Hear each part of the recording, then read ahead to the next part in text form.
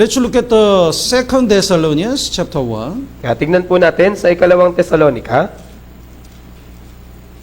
Ikalawang Tesalonika po, Kapitulo 1. 2 Thessalonians chapter 1 verse 3. Ikalawang Tesalonika po, Kapitulo 1, talatang 3. Verse 3, basahin po natin ng sabay-sabay. 3, 2, 1.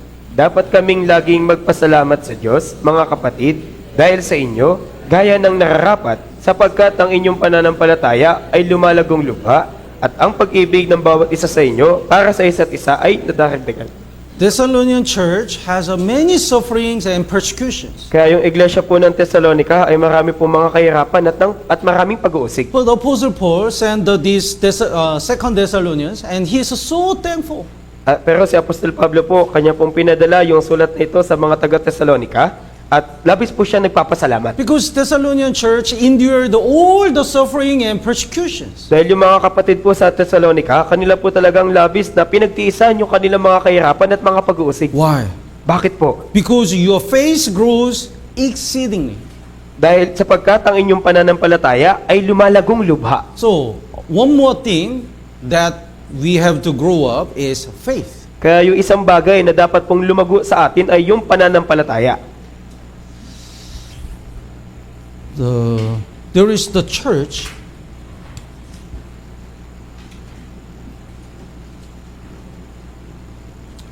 and behind near the church there is a bar.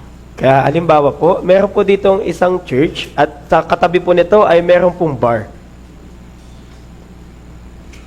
So they always dance and drink and fight. So the pastor, whenever they gather, the pastor prayed like this.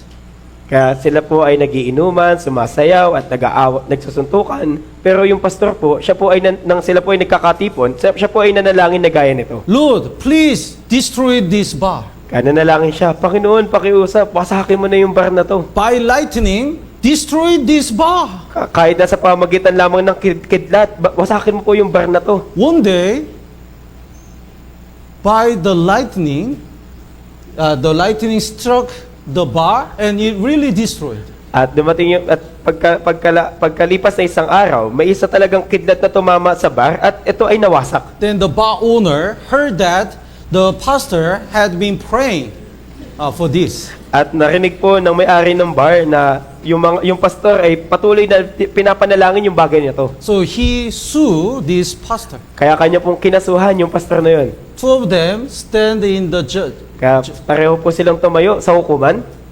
Then he says, the bar owner said, because pastor prayed, God destroyed my bar. At sinabi ng may-ari ng bar na dahil sa ipinanalangin ng pastor, binasak ng Diyos yung bar ko. Then pastor says, I just prayed. And even though I prayed, everything is really happened. At sabi naman ng pastor, nanalangin lang naman ako, hindi naman porket nanalangin ako, mangyayari talaga. The bar owner said, because he prayed, God answered immediately. At sabi naman ng may-ari ng bar, hindi, dahil nanalangin siya, kaya ito ay sinagot ng Diyos. Then the pastor insists, even though I prayed, everything not happened. At sinabi naman ng pastor, kahit pinanalangin ko yun, hindi naman yun maaaring nangyari. So he believed it's because of a prayer. He believed it's not because of prayer. Kaya yung may-ari ng bar ay naniniwala na ito ay nangyari dahil sa panalangin, pero yung pastor naman ay hindi naniniwala. So whose faith is stronger? Kaya kaninong pananampalataya yung mas malakas? Bar owner. Yung may-ari po ng bar. He really believed it. Dahil talagang naniniwala siya. It's just a joke, but our faith must grow up. Kaya pabiro lamang po ito, pero dapat yung pananampalataya po natin ay dapat lumago. Otherwise, we cannot overcome the difficulties and the situation. Dahil kung hindi po natin mapagtatagumpayan yung mga kahirapan, ganoon din po yung sitwasyon natin. What is the faith? Kaya ano ba yung pananampalataya? The faith is like a telescope. Kaya yung pananampalataya po, gaya po ito ng telescope. You know telescope? Alam niyo po yung telescope? Oh. I cannot see the letter backside. Kaya hindi ko po makita yung letra doon sa likod. And through the telescope, I can read. So that things which is really far from me, I can make it close. Kaya sa pamamagitan po ng telescope, nababasa ko na ito. Kaya yung malayo pong bagay ay maaari po maging malapit sa akin gamit yung telescope. My visitor was very far place. Kaya may isa pong bumisita sa akin mula sa malayong lugar He's coming to me. at paparating na siya sa amin. But when I look at him by telescope, he's already here. Ngayon, nang siya po'y tignan ko gamit yung telescope, siya ay nandito na. So faith is like a telescope. Kaya yung pananampalataya po ay gaya ng teleskopyo. It doesn't happen yet. Hindi pa ito nangyayari talaga. But we believe. When we believe it, it's already happened in us. Pero kung tayo po'y sasampalataya na ito ay mangyayari, ito ay nangyari na sa atin. Even though it's really far, it's very close to us. Kaya kahit na ito, bagaman ito ay malayo, ito ay mas malapit pa sa atin. We can live like it's already happened. Maaari tayo makapamuhay na para bang ito ay nangyari na. So that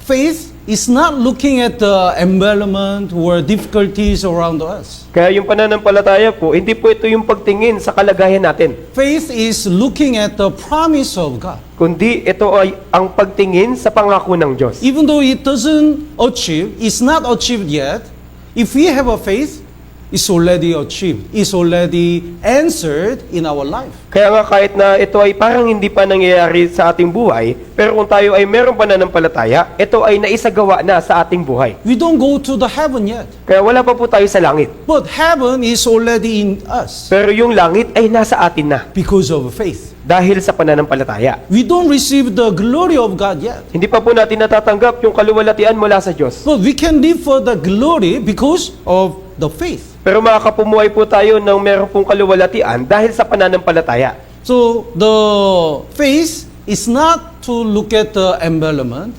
but to look at the promise of God. Kaya nga po yung pananampalataya, hindi po ito yung pagtingin sa paligid natin, kundi sa pangako po ng Diyos. Let's look at the Matthew chapter 14. Kaya tingnan po natin sa Mateo, Kapitulo 14. Matthew chapter 14, verse 28. Mateo po, Kapitulo 14, talatang 28.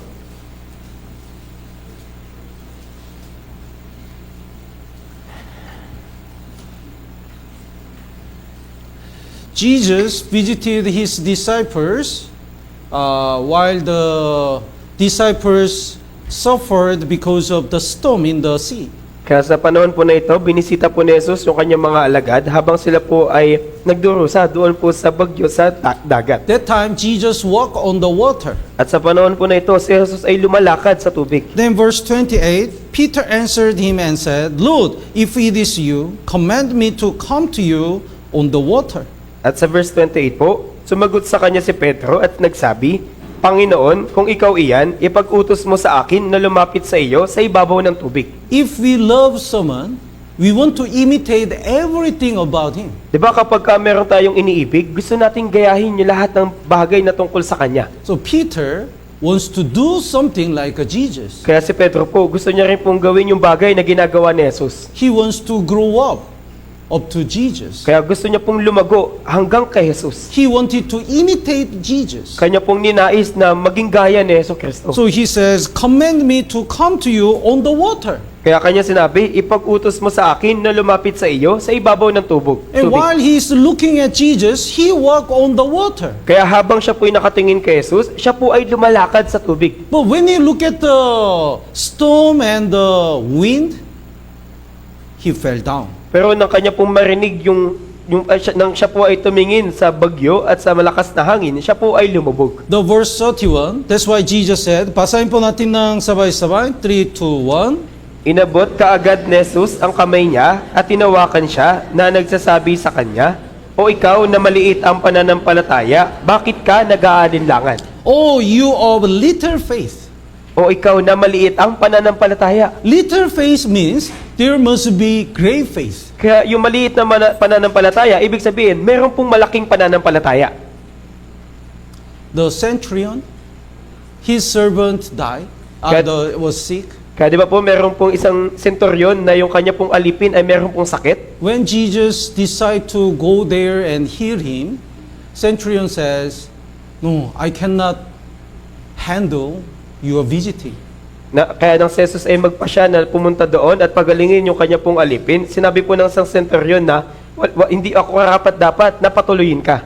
As a commander, when I say something, all the soldiers obey me. Dahil bilang centurion, kapag may inutos ako, lahat ng nasasakupan ko ay sumusunod sa akin. So if you say something, I believe my servant will be healed. Kaya nga kung sabihin mo lamang yung salita, naniniwala ako na gagaling yung aking alipin. That's the faith. Kaya yun po yung pananampalataya. Jesus praised his faith. I never seen that kind of faith. Kaya pinuri po ni Jesus yung kanyang pananampalataya na sinasabi, hindi pa ako nakakita ng ganitong kalaking pananampalataya. There is a little faith having the doubt, and there is a great faith. Kaya meron pong maliit na pananampalataya na nag-aalinlangan at meron pong malaking pananampalataya. Our faith must be grow up. Kaya nga, yung pananampalataya po natin ay dapat lumago. Otherwise, we can easily hurt and easily depressed and disappointed. Dahil kung hindi, mabilis po tayong masaktan at mabilis po tayong manlumo at madismaya. Whenever storm comes, we are so afraid and will fall down. Na sa tuwing merong darating na bagyo sa buhay natin, labis po tayong manginginig at tayo po ay lulubog. Because of little faith, Peter was falling down in the water. Kaya dahil po sa maliit na pananampalataya, si Pedro po ay paunti-unting lumulubog sa tubig.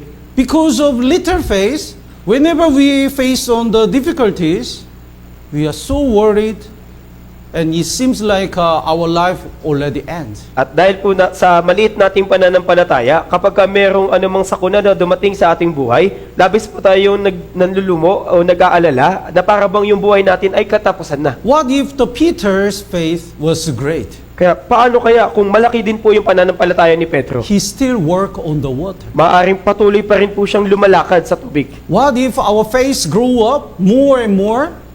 Even though there are so many difficulties and problems, we work on that problem. Kaya paano kaya kung yung pananampalataya natin ay lumago ng higit at higit pa, na maaari habang meron tayong mga kahirapan at mga pagdurusa, atin lamang pong lalakaran yung mga bagay na ito. Lord, even though I have so many problems and so many concerns, I believe you are with me and guide me. Ating masasabi na, Panginoon, kahit na marami akong problema at mga alalahanin, naniniwala akong ikaw ay kasama ko na gumagabay sa akin. Even though I have financial difficulties and the family problem, I believe you will guide me and help me. Na kahit na meron akong problema sa salapi at meron problema sa aking pamilya, naniniwala ako na ikaw yung gagabay sa akin at tutulong sa akin. When our faith grew up,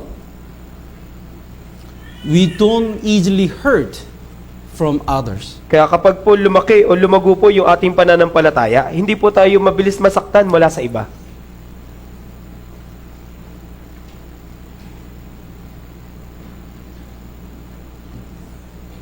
What's this? Kaya ano po ito? Mice? Oh, thank you.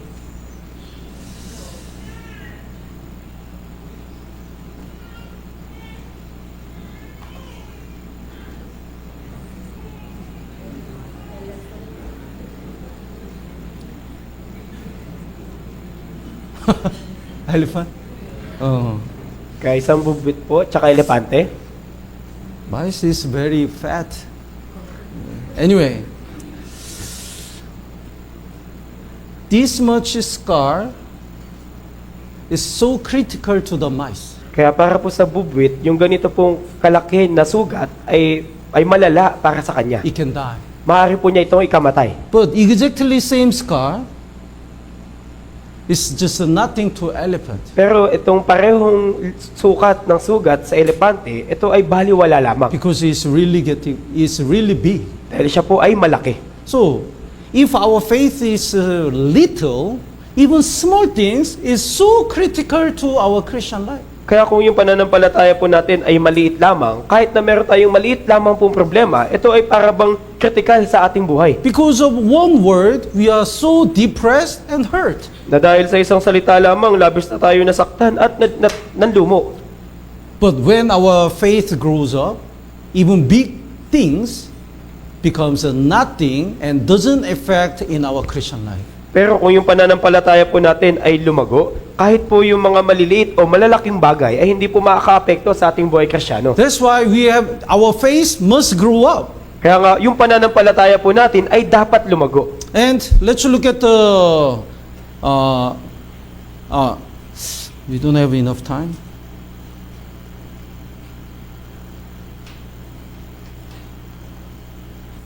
The Genesis chapter 37.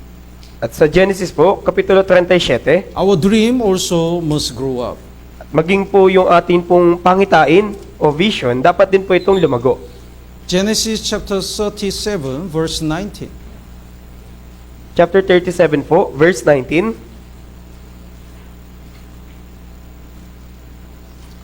Basahin po natin ng sabay-sabay. 3, 2, 1. At sinabi nila sa isa't isa, tingnan ninyo, dumarating ang mahilig managinip. So his brothers, the Joseph's brothers, called him, dreamer is coming. Kaya tinawag po ng mga kapatid ni Jose, si Jose, na mahilig managinip. Joseph was called a dreamer. Kaya tinawag po si Jose na mahilig managinip. The many people dream something, Kaya maraming tao yun na nanaginip, but that is just a dream. pero yung mga bagay na yun ay panaginip lamang. But dream in God is not just a dream. Pero yung panaginip sa Diyos, hindi lamang po basta panaginip. The dream given by God must be achieved. Yung panaginip po na ibinigay po ng Diyos, dapat po itong maisakatuparan. So Joseph hold that dream and endure all difficulties. Kaya si Jose po, kanya pong hinawakan yung panaginip po niya at kanya pong pinagtiisan lahat ng kahirapan sa buhay niya. Eventually, he became a prime minister in Egypt and he could be used by God so wonderfully. Kaya nga paglaon, siya po ay naging prime minister sa Ehipto at siya po ay labis na ginamit ng Diyos. We also have a dream. Kaya meron din po tayong panaginip. Construction is one of our dream. Di ba po yung pagtatayo po ng church, yung isa sa panaginip natin? How many times did we pray? Kaya ilang ulit na ba tayong nananalangin para dito? How many times did we discuss and search the lot and have a meeting? Ilang ulit tayong naghanap, nag-usap-usap, at nagkaroon ng mga pagpupulong. And we dreamed. We prepared a new place and filled that place with so many saved people. Kaya tayo ay nanaginip na makapagtayo ng bagong lugar at mapuno ito ng maraming ligtas na kaluluwa. And the going to province and conducting Bible seminar is not easy. At maging yung pagpunta po sa mga probinsya para magsagawa ng Bible seminar ay hindi po madali. But we dreamed and prayed, Lord, please save these so many people. Pero tayo po ay nanaginip at nanalangin na pakiusap, Panginoon, iligtas mo po yung mga tao na ito. And we dreamed one day we can establish the church there. At nananaginip tayo na darating yung araw na makakapagtayo tayo ng iglesia sa lugar na yon. That's why we just obey and follow the will of God. Kaya nga sa panig natin, dapat lamang po tayong sumunod at sundin yung kalooban po ng Diyos. Let's look at the Psalm number 81. Kaya tingnan po natin sa awit, 81, Psalm number 81, verse 10. 81 po, talatang 10. Psalm number 81, verse 10. Sa talatang 10 po, Basahin po natin ng sabay-sabay. 3, 2, 1. Ako ang Panginoon mong Diyos na naglabas sa iyo mula sa lupain ng Ehipto. Buksan mo ng maluwang ang iyong bibig at ito'y aking pupunuin. God says, I brought the Israel people out of the land of Egypt. Kaya sinabi ng Diyos na aking pinalaya yung mga Israelita sa lupain ng Ehipto. Who can brought to the 10 plagues to destroy Egypt? That time, the Egypt is the strongest nation. Kaya sa katunayan po sa mga panahon na yun, yung Ehipto po yung pinakamalakas na bansa. Kaya nga, sino yung nagbigay ng 10 salot doon sa Ehipto? Who can bring the whole Israelite out of Egypt. Kaya sino yung may kakayahan na maglabas ng lahat ng mga Israelita palabas sa lupain ng Ehipto? So it means God is almighty. Kaya ibig sabihin po na to na ang Diyos ay makapangyarihan. God can do everything. Kayang gawin ng Diyos yung lahat ng bagay. This is why God says, open your mouth wide, I fill it. Kaya nga sinabi ng Diyos, buksan mo ng maluwang ang iyong bibig at ito'y aking pupunuin. But if we don't expect anything from God, if we don't dream, we will open our mouths like, oh, this much. Oh. Pero kung wala tayong pangarap o kung hindi natin kung wala tayong inaasahan mula sa Diyos, bubuksan lamang po natin ng masikip yung ating bibig. You can do this much, Lord. Oh. O kaya mong gawin yung ganito lamang, Panginoon. But if we really believe God is almighty and He can do everything, we expect something more. We dreamed something more. Pero kung tayo po ay labis na naniniwala na ang Diyos ay makapangyarihan na kayang gawin yung lahat ng bagay, tayo ay malabis na mananaginip, ganoon din po naaasa na mas malaki sa Diyos. We open our mouths widely. Bubuksan po natin ng maluwang yung ating bibig. Lord, I'm ready to follow you. Na, Panginoon, handa na po akong sumunod. Please show us. Pakiusap, ipakita mo sa amin. Please help us. Pakiusap, tulungan mo kami. So I dreamed we can conduct a Bible seminar in each barangay, and each campus, in each high school, and we can save the many losers and fill all our places with saved people. Kaya nagkaroon po ako ng pangitain na magkakaroon tayo ng Bible seminar sa bawat barangay, sa bawat campus, sa bawat eskwelahan ng mga high school, at ating mapupunan yung bawat lugar ng mga ligtas na kaluluwa. I dreamed we established so many churches in Philippines. The Segro One, Mandaluyong Church, Taguig Church, what else? Taytay Church, Makati. Pasig Church. So because we have so many brothers and sisters, we can establish so many churches. I dreamed. Kaya nanaginip po ako na tayo po'y makakapagtatag na marami pong iglesia sa Mandaluyong, sa Taguig, sa Taytay, ganun din po sa Pasig. At dahil sa marami po nating mga kapatid, ganito po yung aking naging panaginip.